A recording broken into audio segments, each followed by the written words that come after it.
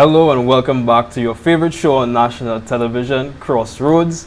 Now we're on Season 2, Episode 3, as always brought to you by the Ministry of Youth Development and Sports. As part of its youth development program, as always, I am your host, Kareem Nelson, joined by Krista St. Thank you so much for staying with us. And of course, we're seated here with one of St. Lucia's greats, I must say. Yeah. So we want to throw the mic on to Marlon St. Bryce, renowned videographer. Yeah, introduce yourself. Tell us a little more about you. Okay, hey everyone. So I'm Marlon St. Bryce, and usually I'll be behind that camera right there, or one of those cameras. But I'm on the opposite end today to talk about video production and Unreal Media, my company, Unreal Media. I love it. Nice. Yeah. Yeah, I've been joking with him, saying that he's on the other side of the camera, and I just love it. I'm here for it. Yeah, let's switch it up today. All right, so now you're in front of the camera, probably new territory for you. So just tell the people a little bit about yourself. You said you're a videographer, so just a short little insight into who you are and how you got started. Yes. Okay, why I got started. If we really have to look for the origin, then you could say that I started from graphic design and then I made my way up throughout. I dabbled in graphic design. I did audio engineering at one point in time. Now, when I say that, it doesn't mean I did it on like a big scale, but that's when I was young at St. Mary's College at the time, and I'd be at home, just playing with the different programs. Somebody go in the archives, look for it and post it, tag him. I love it. Yeah, just playing with the different programs. And then I think by the time I got to Sir Arthur, I did the digital media program. And afterwards, I went to DBS, and that's when I think video production was the one that set itself apart from everything else. Because like I said, I touched on graphic design, photography. Right. I tried to make instrumentals. I maybe tried to sing. But Somebody find it, please. yeah. So this is how I got here at this point. And you have one little fun fact right there. You skipped over Digimedia, but he was one of the veterans doing digital media, and he, come on, tell him. You want to say it? I should say it? Okay, Yeah, you should say it. Yeah, my year was actually the first year to do digital media at Sir Arthur. It was a new program introduced for KIP. That's the same year they switched from what we usually call A-levels to KIP. And when they made that switch, they introduced digital media. And, at the end of the 2 years at Sir Arthur, I was able to place first in the Caribbean region. Nice. Yeah, for I like how you say that like, yeah, boy. Yeah. So yeah, that was actually a proud achievement for not just me, but for my parents and everyone else as well. Love it. Yeah, and I guess the school by extension, because So you spoke about how you got into it. You spoke about school achievements, but just tell me a bit about Unreal Media, your company, and how you got into that. Right. So Unreal Media actually started off as Pixel Video, and then sometime in January 2022, I rebranded it and I got it registered as Unreal Media instead. If I'm being honest with you, I actually feel a lot more, I love Pixel Video, but I feel a lot more comfortable with the name Unreal Media, and I feel like since I made that switch, I've been able to make a bigger push using the Unreal Media name. So yeah, in terms of what we do, and I say we because every now and then, depending on the size of the production, it's not just me. There's other guys out there I'd have on the team actually assisting me. Krista stuff would know that, but we'll get to that soon. Yeah, so we primarily focus on event production. And when I say events, it's weddings as well as a lot of what we call fetes in St. Lucia. Working for the various promoters and brands, all the way from the various carnival bands like Zuvo, by extension Verve, Reds, Legends, to name a few of them. And even outside of that, just a few of the different parties and inside of St. Lucia and outside of St. Lucia. So, yeah. So Marlon has told us about himself, but obviously you're hearing so many great things. The public would obviously want to see some of the work you have put out. So right now we're going to give you guys a short insight into the productions that Marlon has done before and the great work he continues to put out. So just stay tuned while we tune into that.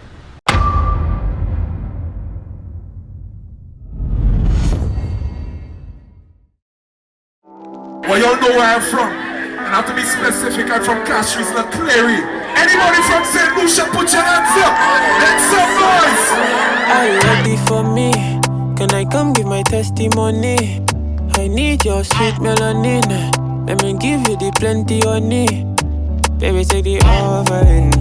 Bless your body with holy water. Design on me offering. And me diamonds splash like water. Her body I'm comforting. Give me everything, no quarter. Baby, take the offering. Bless your body with holy water. Pretty nature, full with favor. Pretty nature, full with favor. Pretty nature, full with favor. Pretty nature, full with favor.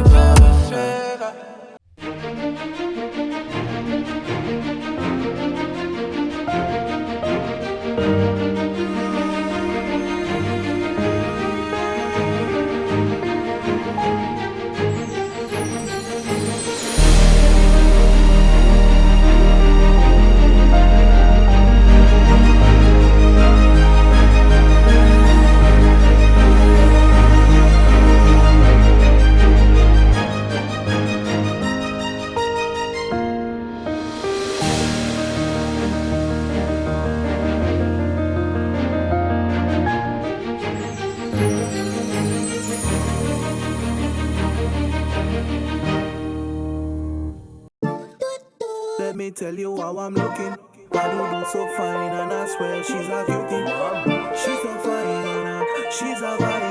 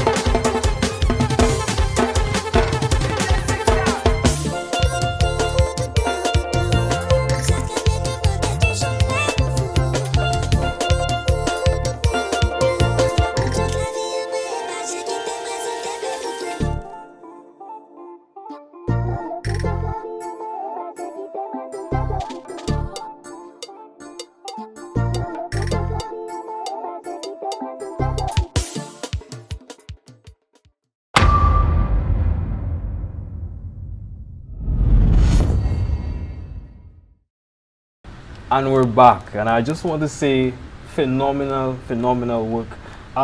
Thank you. Yeah. But how did you start off? Because I would imagine what we just saw there. That's not how you started. So That's not how I started. So speak about that grind getting to where we are today, the work you had to put in and these sort of things. It's definitely a slow grind, and I would say my first stepping stone, the building block for me, would have been DBS. And I'm really thankful for what they did for me. And working at DBS, one of the takeaways, and actually I have a takeaway from not just DBS, but all the people along the way, and I would like to go through with that. The first one was DBS, and I would say what they did for me, they taught me how to work in a fast-paced environment and how to actually keep pushing out content. Reason being, when I was there, I worked as one of their cameramen / editors in the news department.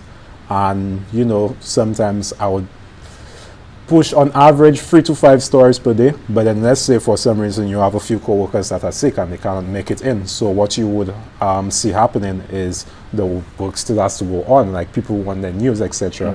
And you know, with them being one of the bigger news houses out of St. Lucia, that I'm looking at the hot No, seven. you know what? Yeah, I just live in the media house because of it,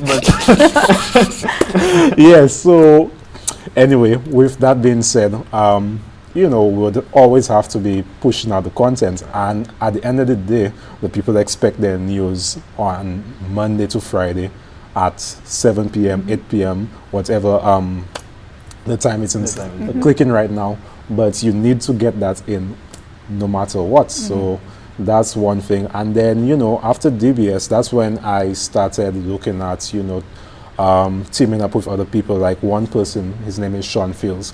He actually was the one that gave me my first introduction into probably event production and to work with this different style of cameras, because at DBS I did a lot of work with broadcast cameras. But by the time I started working with Sean gave me my introduction to what we call mirrorless cameras. That's your, you know, your smaller size cameras and stuff like that. So yeah, I'm very grateful for all the people I met along the way. I'm sorry if I forgot to mention anyone, but No. yeah. Pickaxes. Come point. So you mentioned DBS and you said that you worked there from 2015 to 2018. Right? Yeah. But I want to bring up a portion of our time and our era that's going to stay and stick with a lot of us, the pandemic. What was from 2020? What did that do for you? Right. So actually you said that I worked with them from 2015 to 2018. That's correct. But just one small correction there. I actually did a part-time job with them from 2019. They couldn't let you go. I understand. They loved me. So from 2019, November 2019, if I remember well, I started working with them again. So by March 2020, the pandemic came around, and I was at work all the time because, you know, DBS was considered one of the essential services, kind of, you know, news never stopped. So we were there during the heat of it. And I could give you a story. I remember the very first day of lockdown. That's when we, you know, everyone didn't know what was going on. So there was this 24-hour lockdown and everyone had to stay home. But, you know, the company, we had to cover the news. Like, people still want to know what's going on. You know, as even if the supermarkets and stuff were closed, the news house, the news outlets, they were open.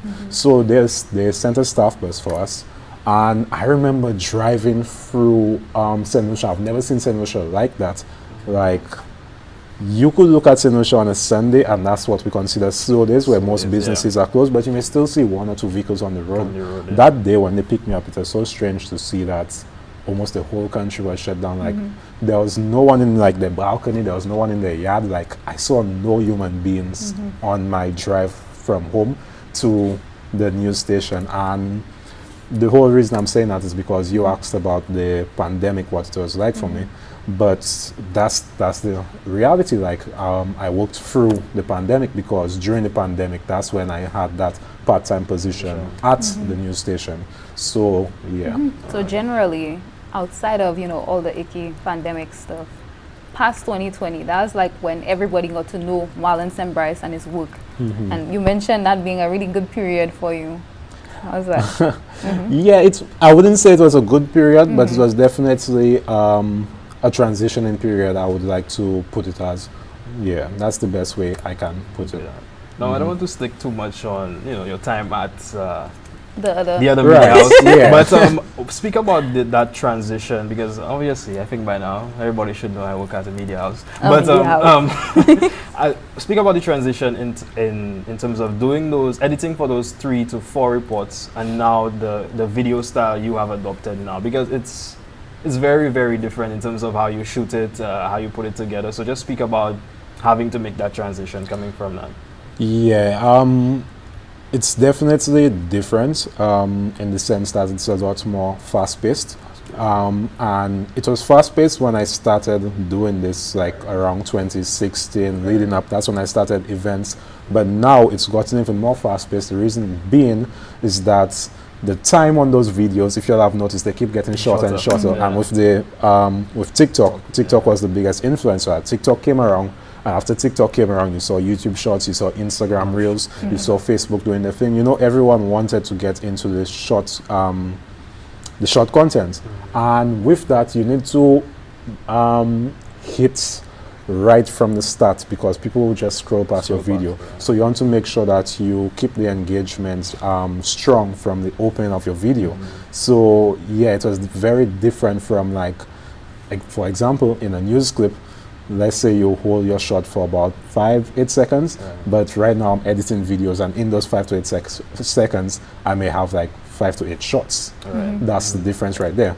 But the one good thing in that transition where it helped would have been the fact that I got used to the fast-paced working environment, and bringing that fast-paced working environment from news into the social media world actually benefited me, because let's say I shoot an event today, right now, and let's say it's carnival time, like peak season, where events are just happening one after the other. People's attention spans are short, and what's relevant now is not relevant tomorrow. So you need to get that content out there as quick as possible. So that's the one thing I've been trying to, and that's also a personal thing. I'm not saying everyone in the industry would do that, but that's something I personally pride myself on, that I try to give at least delivery within 48 hours after the event. Yeah. And you mentioned the industry. How's the industry been like? It's been, how do I put it? The industry been good. What I've seen recently would be there's been a bigger transition into videography, because when I just started, you would have seen a lot more guys actually focus on photos, but you now see a lot of guys that would normally be focus on photography. They are now slowly moving their way into video. And that's due to also the influence of TikTok, just really pushing out video content, and it's spilled over into Instagram, which now prioritizes video content as well. So lots of brands, lots of companies, what they will ask for now would be video content. Just recently, a promoter reached out to me for an event, and they were like, you know, they want a videographer there and stuff like that. So out of curiosity, I asked them, you know, what about your photographer? So they was like, oh, no, that's fine. We just want video. Yeah. So that's where the industry is kind of leaning towards right now. But how is that for you? Because if the market is, while it does provide more opportunities, I would assume, because everybody's looking for that video content, that would allow for the market to also get saturated with videographers. So how do you stay on top of that you keep getting recommended, or you keep getting these bookings and these sort of things? How do you stay on top of your game? I think it's a matter of just, at this point, experience throughout the years, and retention of clients. So a lot of the promoters I was working with a few years ago, I still work with them now, and they are the ones that will keep sorry, I lost my train of thought there. They are the ones that will keep recommending you to other promoters, etc. And not just that, but when other promoters see you did this for that promoter, and they're like, oh, but this guy videos are good and stuff like that, then naturally they would also reach out to you. And admittedly, I would say that I do have on this niche when it comes to the event videography, I would say I have a lock on a stronghold right there. So yeah, I like that you say you have a lock on the on those kind of videos, because there was some that have gone very viral, especially during the Fed season. When you're videoing, what's it like getting that perfect shot? Or do you, when you get a shot or you get something and you say like, oh boy, yeah, that's the one? Does that happen? That happens at time. What you have to do is you go in with confidence. That's the one thing I've learned about the events. You try to get people to engage with the camera. Like, you don't want to just stand there and just shoot people and they have no idea you're shooting them. So you give the person a heads up, and then you sometimes you may direct that person and tell that person what to do to make the video look more appealing or engaging. So that's one way to do that. But I think the You're making me give out my secrets now. I think the Not bigger, the more important thing would be the editing process, because there's been times where, let's say I may send someone out to shoot for me, etc., and the videos may not even be, let's say, up to the standard that I was looking for, but in the editing process, it's all a matter of how you put everything together. And it goes the other way. Like, there's sometimes I may see other work out there, and this is not me talking about Lucia, this is just me talking in general. But just that you could see like the shots look great, but why exactly is it not that as engaging or you know, as thrilling? So the editing process is also key in terms of retaining engagement for viewership. Yeah. And I want to dive into, I'm going to say, my original question is, what's your favorite shoot? But I'm going to say favorite shoot, so you can say mine as well. So what are some of your favorite shoots that you've done? Okay. As yes, go on. let me think. Well, we did a shoot, didn't we? Yes, we did. You don't have to lie, you don't have to lie, you know, man. Duty point. No, go on, answer the question. No, that was a great shoot for sure. I actually really enjoyed that one. Karim, why you side eyeing me? I'm not saying anything, I'm just listening, you know. Go on. Yeah, I actually had fun on that shoot. It was wonderful working with not just you, but the team. You see, don't just emphasize on that. Yeah, just stop looking for problems. Yeah, that was one of the good ones. In terms of what my favorite over the last year or so, I would actually have to go with Dominica. Oh, yeah, and the reason I'd go with Dominica is because Dominica would have been the ones that got the highest viewership. And, you know, I'm really proud of the way that my team and I, we were able to put everything together, and it just came together so perfectly. And, you know, just the reviews we got off of those videos. Yeah, like, I really good. Yeah, I really like those. So Dominica was the favorite, I just making sure. It was top 2, top 3. Top yes, 2, but not and 2. I was the one, the number 1. Yes. Yeah. Yes. Don't look for problems with me. But we spoke about your favorite. Any upcoming projects that you're really excited about? I know we're going to be shifting into jazz soon. Carnival season is coming, your prime season. So, how many projects that you may be excited about at this point in time? A lot of those are in the pipeline. I'm not sure which ones I can talk about and which ones I can and which ones I can't. Right. The one that I will say that I just shot a couple of days ago that I'm currently in the process of putting together would have been something for her carnival. There are concierge service that's going to be doing makeup, hair, etc. for this carnival season. So I just shot a teaser video for them with Xenia, our carnival queen. Yeah, and I'm really excited for the way that one came, how it's coming together, because it's very simple. That's probably the first time I've done a shoot where it's just 2 shots, just 2 shots and stitched together, and that's it. But those 2 shots stitched together is very effective. Yeah.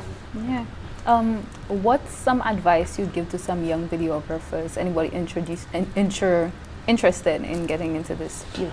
I would say just keep shooting, you know, like don't worry about gear and stuff like that. A lot of people get caught up in it, and it's very important, don't get me wrong, like I'm not saying that you could use your cell phone or like one of your cheaper cameras and go out there and shoot like a big production like you're on Netflix or something. But everyone starts from somewhere, and you have to keep climbing your way to the top. So if you keep saying that you are waiting for you to acquire this camera or this mic or this light or whatever, you would never do it. So you must start from somewhere. So now is the time to start. So if it's your cell phone, start from your cell phone. And let me bring it back to Dominica one time. Right now, the most viewed video on my profile, that's currently sitting at about 90,000, I think, on Instagram. That was shot completely on a cell phone, and that was for an entire music festival. And you know, that actually went viral. So that just goes to show. Yeah. I mean, look at so it's all shooting, not Netflix. The phones are capable. That's the thing. Like, you know, we spend the big money on the phones. The price keep going up every year, and we spend that big money. The phones are capable. There's things that phone in my pocket can do that, admittedly, I know my camera can't. And it's just a matter of, you know, the software in those phones right now, what Samsung, what Apple, what all of them are doing. Like, even if the hardware, as in the actual camera, may not be as good as a real camera, the processing and, you know, the whole talk of AI those days, what the AI can do to those pictures and videos for you, that it actually makes the phone sometimes outshine my main camera. So don't be discouraged. I mean, look at Marlon, who started out like, you see the photos you're going to get for me of when he used to do graphic design. Yeah, he started out like that. So before we wrap up, where can we find you? Where can St. Lucia find you? Okay, so you could find me at Marlon St. Bryce on Instagram. The website is unrealmediaslu.com, or you could also check out the Unreal Media Instagram page. That's my three primary sources. All right, so I just want to thank you so much for coming through, enlightening us on what you do.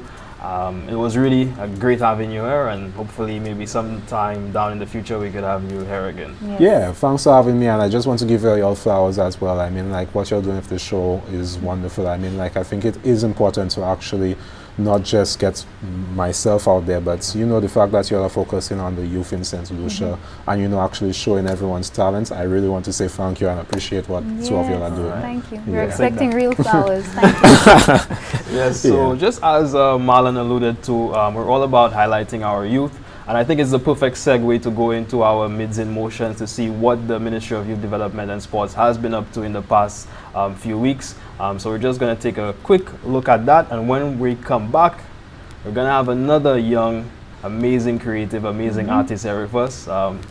So yes, just stay tuned.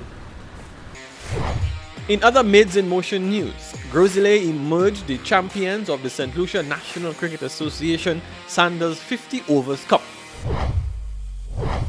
St. Lucia's Julian Alfred sprinted away with an NCAA record, a mid record, a facility record, and the second fastest all time in the 200 meter. Julian is also the undisputed, undefeated 60 meter NCAA champion with a collegiate time of 6.94 seconds.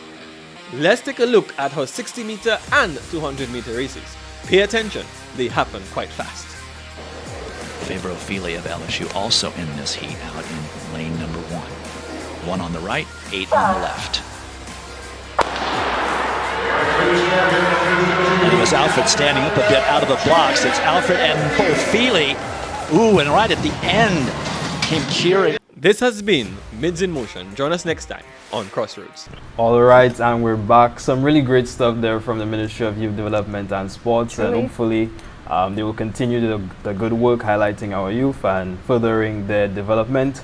Again, if I'm stuttering, again, I'm in the presence of a superstar, Greatness. you know, so I have to be cautious, you know. But Krista, I don't know if you want to do the honors of welcoming the legendary, you know. Yeah, we have to make it awkward. Yeah, obviously, he truly has that effect on people, and you're not supposed to say it in front of him. Say pause right now. Say it in front of him, but he will hold it against you. So we are here with Shazzy Dervier, but many people know him as Shaz. So Shazzy, take it on. Tell us a little bit more about you. I mean, many people know you, but go on.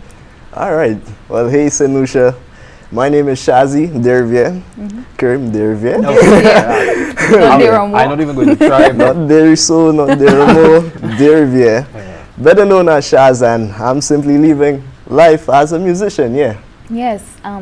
He says that many people pigeonhole him into steel pan only, but he dabbles in the cowbell, the triangle. Yeah, so people like Karim, they do. Today's attack Karim. They do assume that steel pan is the only instrument that I play. No, Karim. Like she said, cowbell, triangle. I played loads of instruments from my entire musical journey, but steel pan just happens to be the one that I've somewhat mastered. Not somewhat mastered. Somewhat. Awesome. Anyway, to begin our interview, we want to delve into the origin, how you got started into steel pan and music just in general. So take that away. All right. Well, I was actually introduced to music by my dad by the age of 4. He started teaching me steel pan. Not only. So he started teaching me steel pan. Yeah. So by the age of 5, I was out of his band performing already. So yeah. Early start to music. Over the years, it progressed into going to school of music. Started learning trumpet, went into euphonium, going into music theory, going into drums, then continue. I'm listening. Continuing, got into social media, and that's where Shaz began. Yeah. So when did that kind of kick off for you? Shaz, I would say Shaz came into the picture around 2016 or 2017. I remember actually recording my first video. I'm not sure if I had an Alcatel at that point, you know. But yeah, I once saw this guy, my friend from Trinidad actually, Keyshawn Julian. He started posting still pan covers. And I'm like, bro, I could play still pan. Like, why not post content as well? So it was in 2016 or 2017 where I actually started like making content. Yeah. And how has that been, the making of content? Because I think at that time, that's really when you kind of exploded in popularity. Well, I'm just saying, I might be ignoring it, but that's when I came to know you.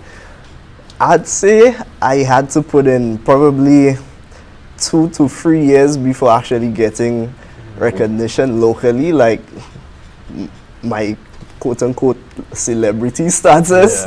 I had been putting in my hours, my days were literally, I wanted to put a video out every single day. You know how much music I had to learn, how many videos I had to record.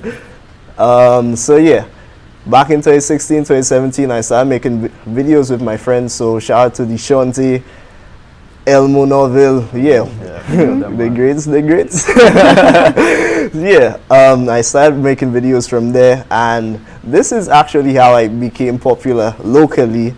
So we all remember Lucian memes, right? Yeah. Can I even say that word on TV? Yes, I think you can. Say Mahume.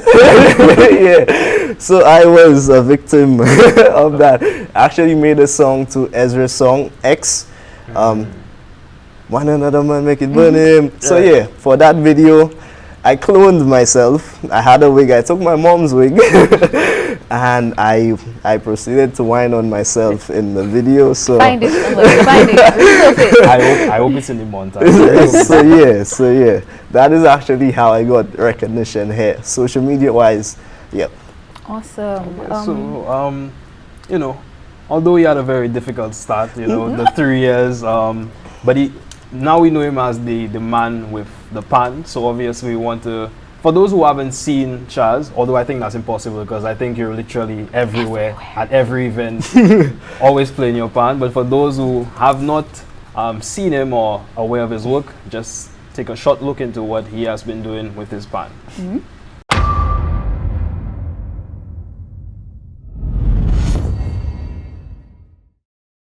I am Cyril de Riviere, the father of Shazi de Riviere. Actually, I'm here just to give hints about Shazi, how we started playing the pan. I was the one who really introduced the pan to Shazi. He started at the age of, I would say between 3 and 4. Because when I realized as if he had that, it was kind of difficult to work with him. Because at that age, 3-4 years, you find you get distracted with other kids. At one time, I decided to give up, but since I said no, he had that talent in him, I had to continue to push him, and there he came out so victorious.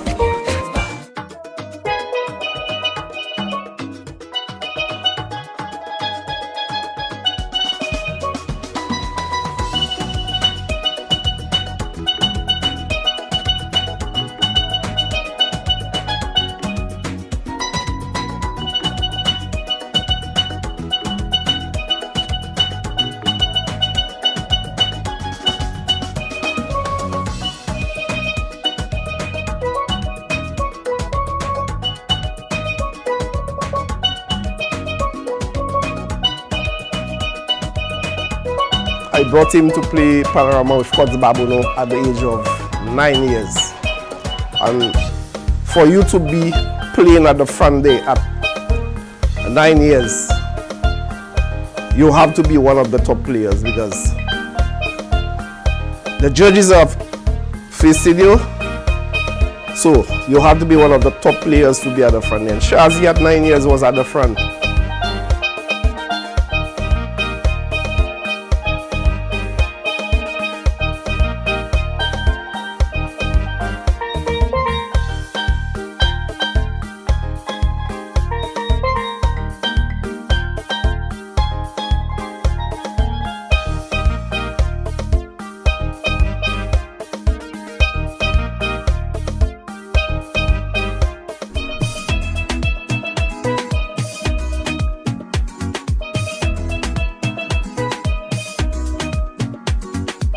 Well, I'm so proud, very proud about Shazzy. And then I will continue giving him all my support. So wherever he wants to go, whatever I could do to help him, I will do it.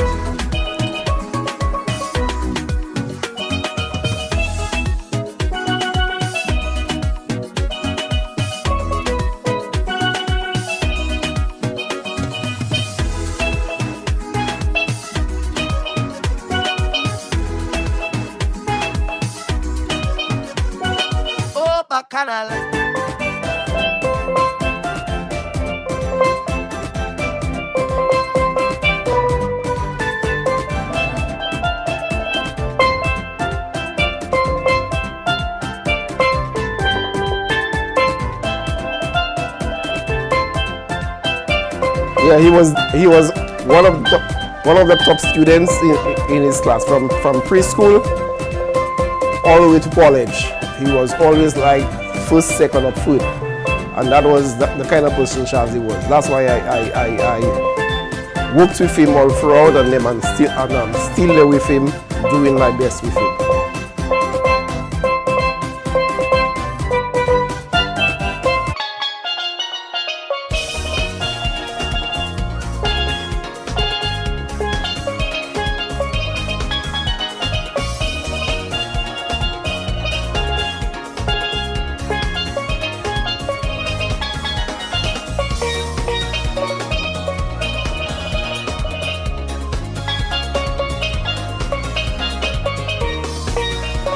Well, we have always been doing our little things together. When we perform together as father and son, we always do our little exchanging, doing our dancing, and that's the way we really develop, and then we had that love for each other. That's how we started, and then up to now we are still together doing the same. As a soloist, he still end up coming and playing with me, and then I goes to support him. That's how we work all throughout, yeah.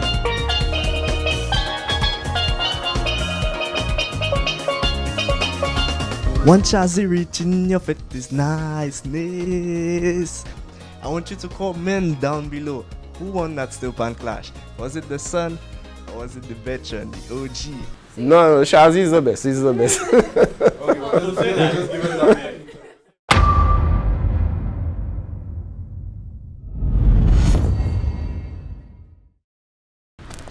And we're back. We're back. I see you have a certain skill playing the pan, and obviously that's something you've crafted and developed over the years.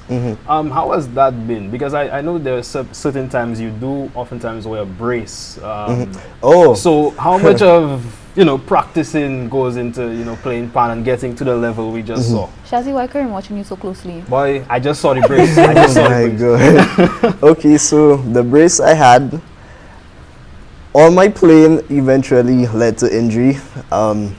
I can't actually remember the medical term for it, but it was basically muscle overuse. I used these muscles so much that I finally got tired.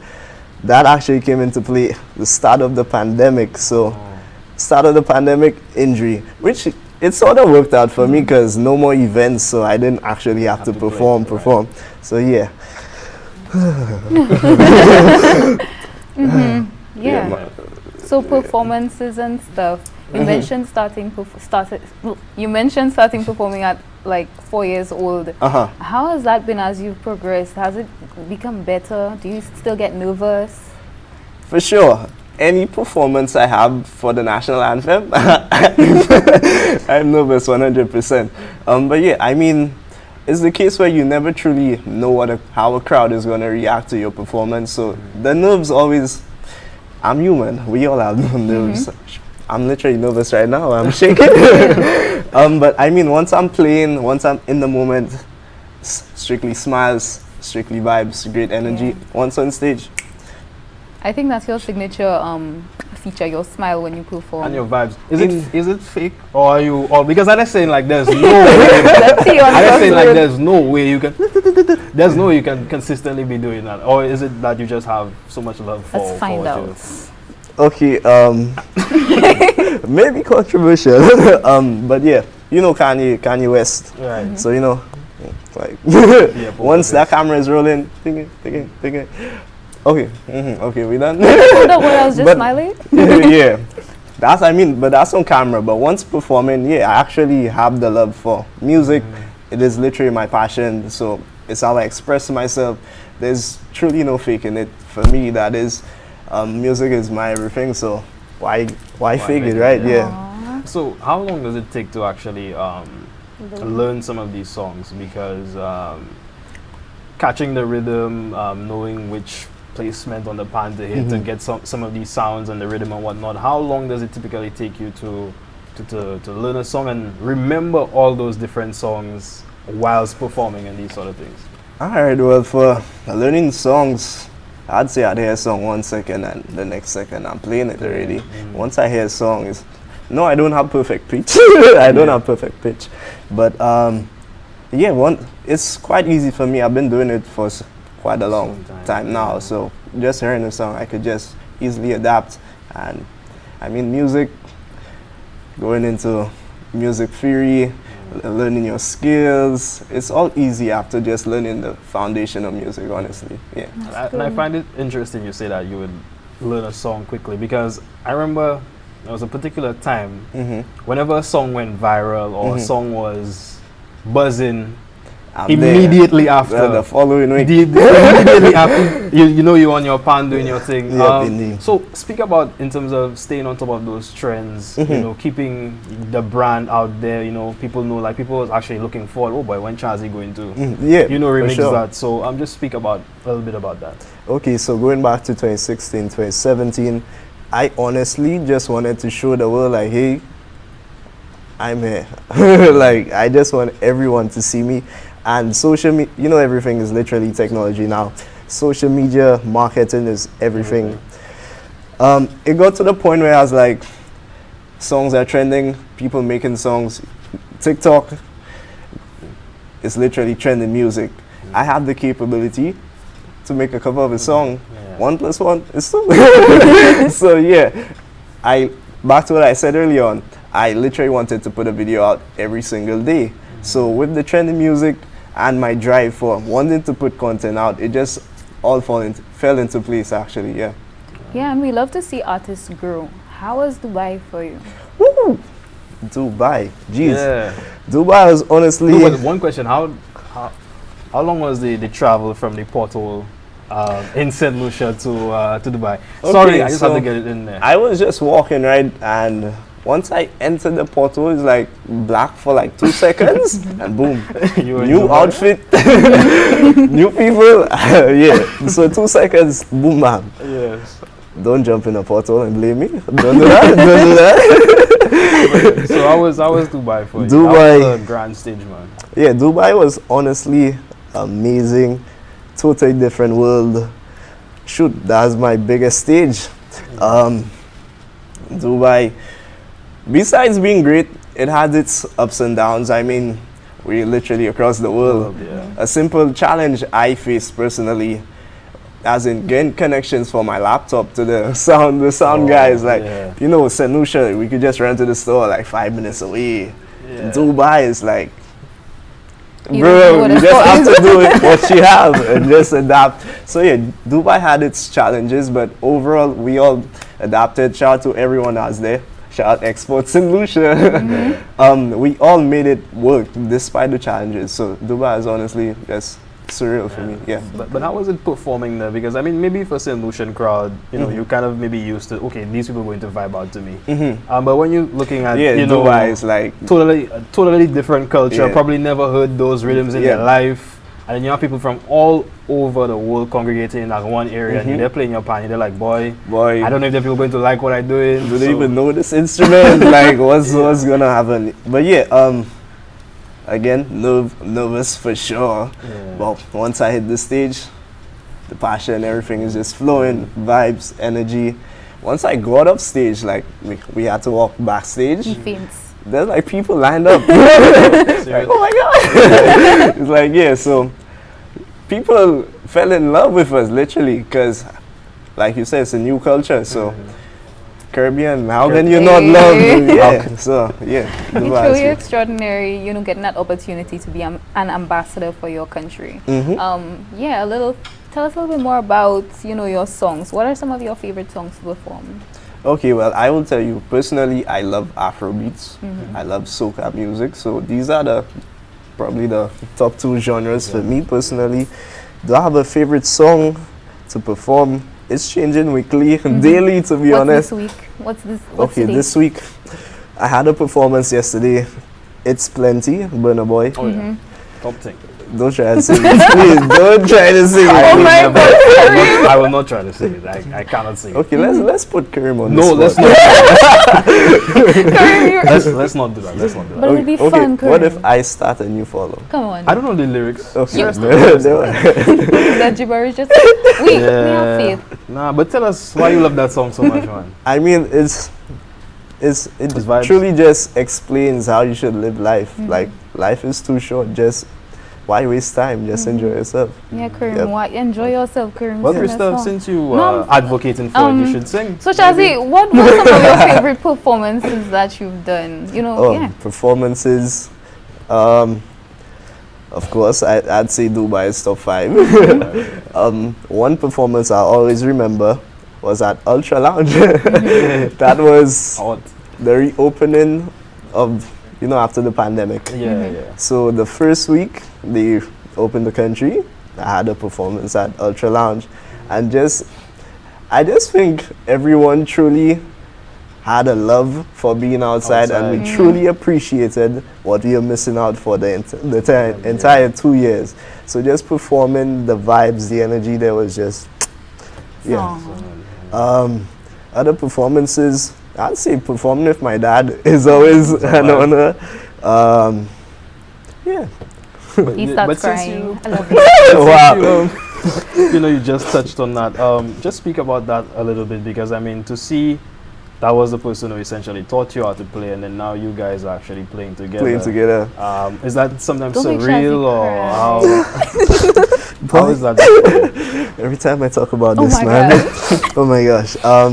Yeah, I mean, no lie, he's in the back. So yeah, he's backstage. I mean, performing with my dad is always fun. I mean, we have that father-son bond already, and music-wise, he set my foundation. So it's like I feed off of his energy, he feeds off of mine. It's always to the point where people ask, like, who's better? Why are they trying to start that drama? Who's better? Why Karim trying to start that drama? There wasn't a video, the two of you did, there was a clash. We've done many videos, So who's better? The OG or the new school? Crazy. But yeah, I love performing with my dad, yeah. Good, don't answer that question. I'll ask him. Oh my God. But I know before, Krista touched on being an ambassador for St. Lucia. I can't help but notice there's a sticker always in front of your pan, St. Lucia. So just speak of, you know, always repping 758, that patriotism, and why you choose to do that. Well, shout out to my dad, because he's the one who put it there. Fun fact, my pan is probably older than me, and when he gave it to me, it literally had the sticker on there. So like, it was like such a pivotal role in just getting the instrument on a whole. I'm literally branded St. Lucia. I'm from St. Lucia. I'm going out there showing my talent. I get this question a lot. Where am I from? Just watch my pan. I'm from St. Lucia, so yeah, it's an honor always representing my country and just showing people like this is where the vibes are. Come to St. Lucia, right? Now, the way you speak about your pan, I know sometimes some musicians. Yes, her. So, my bad. Yeah. My bad. Her. Yes. You know, she. Yeah, she. Some musicians develop a relationship with their instruments in the sense that you know that's my instrument. Does that same thing happen to you? Has it happened to you where it's like, boy, that's my pan? You know? Yeah, indeed. Shazzy is taken by his pan. Yeah, my girlfriend sits in the back seat. My steel pan is in the front. Yeah. That's my wife, yeah. But yeah, I definitely have that bond. Like I said, it's how I express myself, and she's also my first love. Oh my gosh. She's actually the first instrument I started learning on, so it's like I have that bond, like I know the pan. I could tell you there's a scratch at the bottom left. Yeah, I literally have a love for that instrument, yeah. So you're enjoying it just now?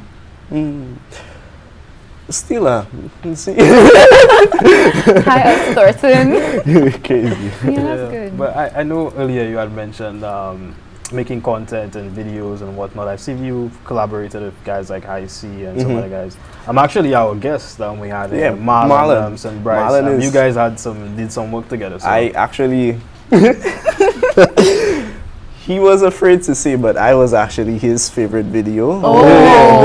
Yeah. You notice he said you were part of the crew. He enjoyed making. I'm actually his favorite. But yeah, actually label Marlon as my actual videographer. Any project Marlon, like Marlon produces quality content and I need quality content. So yeah, Marlon is my go-to guy for sure. Yeah. So Marlon just got another endorsement there from right there. know the legendary. No, you keep saying legend, right? Yeah. You're the one I'm watching on TV, you know. Yeah. I'm just being humble. I just try not to take my own honor, you know. But just speak about that creatives collaborating and stuff, because as I mentioned, you've done this thing with High C. Marlon is your videographer. So just speak about how that network or that team really helps you guys develop, I would say, or expand. All right. Well, firstly, we're all in the creative industry, so we can't work without one another, to be honest. So I see I'm on stage performing, I need somebody to change my track. So I see I need a DJ. I see is my guy. I need content, Marlon is my guy. I need an MC, check someone. So yeah, we all work together. At the end of the day, we all come together to make just this craft like perfection. Like, so yeah, I always love working with other local content creatives. It gets to the point where it's like once you with people, like ideas are just flowing. Like I could have this idea like, yeah, I wanna play GIS Studio, but Karim tells me have Krista sing with. I would never think of that. But we all flowing, ideas are all flowing. So yeah. Can't wait. Creatives coming together as one, perfection. Yeah. Lovely. And what's some advice you would give to any young musician? I don't want to pigeonhole you. To any young musician that's looking up to, I mean, many are looking up to you. Come on. So. Advice to the youth, young musicians. Yeah, we're in St. Lucia. We have the major challenge of sourcing equipment. We literally have to import everything. Don't be discouraged by customs. I mean, it's truly an investment for you. So truly do it. I took this step. And like Marlon said as well, yeah, we want the top equipment, but your phone could literally do anything for you. Even avenues for learning locally as well. Besides School of Music, for me that is, I did not know anywhere else to actually further my music. But your phone is literally in your hands. TikTok taught me majority. Yeah, a simple Google search, YouTube search. Don't ever limit yourself. it's all in your hand. So just go for it, yeah. Yeah, you said one thing, just custom do stuff it. you. Don't let custom stuff you for real. No, but for real. Shazzy, you said like one thing backstage. You said just do it, and Yeah, that's very important. Too. I will always just call me Nike. Just do it. But yeah, Love that. and we're in the industry where everyone is a judge. I play one wrong note and it's like, make can't play. You're doing Yeah, too so long. He old now. yeah, like singers, soloists, whatever you play. We're in the industry where everyone just judges you. Don't be discouraged. People always talk. Just be you. Do you? If you're enjoying yourself, who's Kareem to tell you Yes, you're not good? Kareem. Who's good to tell you? Oh my Yeah, God. who's good Yeah. to tell you? But, So for the two people watching, where can we find you? Because everybody else knows where we can find you, but for the two people, the two people who don't know you. Wow. Where can they find you? Alright, well, you can find me on my social media platforms: Facebook, Instagram, TikTok, YouTube, etc. at Shaz758, CHAZZ758. Yeah. and booking. All right. Bookings, just reach out to my pages or my email address, shazzy'smusic@gmail.com. Lovely. So I want to thank you for spending some time with us, attacking me for half of it, and giving me my props for the second half. I mean, I feed off of energy, so. Oh, the bad energy curve. So yeah, I just want to thank you for coming through. Really enjoyable. Letting the people know who you are and what you do. So Shaz, thank you for gracing us with your presence and letting the people know who you are. Thank you. It's been a very entertaining interview, and hopefully you get a lot of bookings from this interview. For sure. Yeah? Hope say Lucia. You gotta say that in naughty voice. You say Lucia. But yeah, on serious note, thank you for having me. It's been an honor. I mean, I'm in the presence of two celebrities. Like I say, I always see you guys on TV. Miss Pageant. So yeah, thank you for having me. It's been a pleasure, honestly. Yeah. Yeah. All right. So with that, guys, thank you for joining us for another episode of Crossroads. We will be back in 2 weeks' time with another episode for episode 4 of season 2. So once again, thank you for staying with us. Thank you for staying tuned in, and we'll see you next time. We'll see you next time. Bye.